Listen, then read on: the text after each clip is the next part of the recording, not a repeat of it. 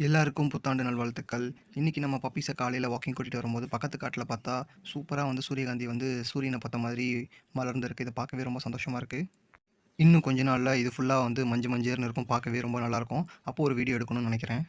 Video எடுத்துட்டு இருக்கும்போது நம்ம கையில ஏதோ ஊர்ந்து போச்சு. என்னன்னு பார்த்தா தீ எறும்புங்க. அடப்பாவிங்களா! நீங்க தான நல்ல வேள கையில கடிக்காம எஸ்கேப் ஆயிட்டோமேன்னு பார்த்தேன். என்னடா அங்கிட்டு, இங்கிட்டு போயிட்டு இருக்காங்களேன்னு பார்த்தா, காலங்காத்தாலே சுறுசுறுப்பா வேல பார்த்துட்டு இருக்காங்க. புத்தாண்டு அன்னைக்கு இவ்வளோ சூப்பரா வேல பார்த்துட்டு இருக்காங்களே! நம்ம தான் லீவ் போட்டு வீட்ல இருக்கோமோ! பரவால்ல இவங்கலாம் சூப்பரா வேல பார்த்துட்டு இருக்காங்க. பார்த்தீங்கன்னா, உணவு வந்து சேமிச்சுக்கிட்டு இருக்காங்க.